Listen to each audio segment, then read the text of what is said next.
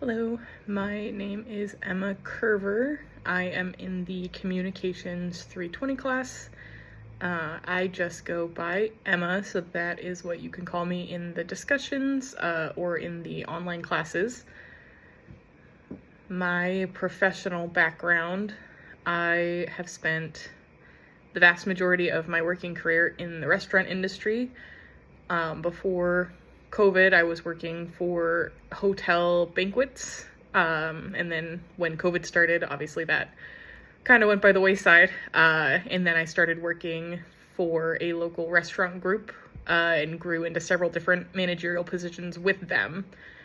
I graduated with my degree in culinary arts, my associate's degree in 2021.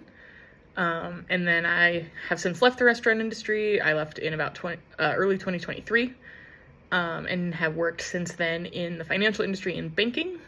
I am pursuing the BAS track of applied management.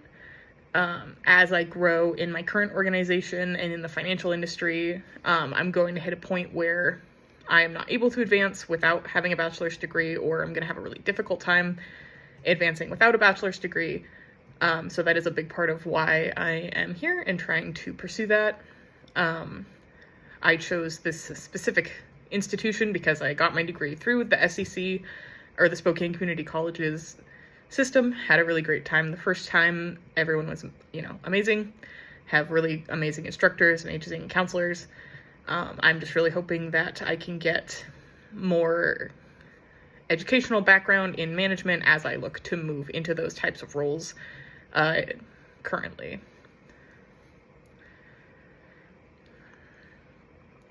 So with communication, my personal definition of communication would be how I present myself to others and how I am interpreting how others are presenting themselves to me. So for that, one of those things could be verbal. What am I saying to other people? What are my words conveying about me, my intentions, my goals, my plan of action? And then what am I interpreting from others' words? What are they saying? Excuse me. What are they saying to me? Am I hearing what they're actually saying? Am I hearing what their intentions are? That could also be more physical communication, whether that's my body language. In my current workplace, they talk a lot about smiling when you're talking on the phone, because they, even though they can't see you, they can hear it through the phone that you're smiling or you're not. So what am I conveying through my body language, through my clothing, through my, my dress, my stance, and vice versa? How am I interpreting that from others?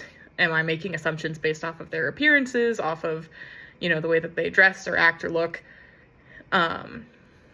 And then in terms of professional communication, I think that it's mostly the same as just the typical communication, but it's how have you carried that into a workplace?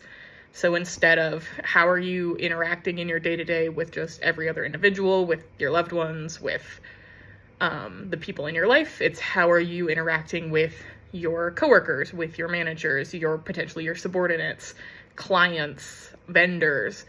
Are you maintaining, not only polite and personable affect, but are you being a professional? Are you, everyone knows, someone that they've worked with before where they're really great to work with, but maybe they aren't the best at their job. And then everyone has worked with someone who's really good at their job, but is really, really hard to work with because they're a bad communicator. And so I think just carrying those, verbal, physical communication skills into a workplace and adapting them from the personal world. Thank you.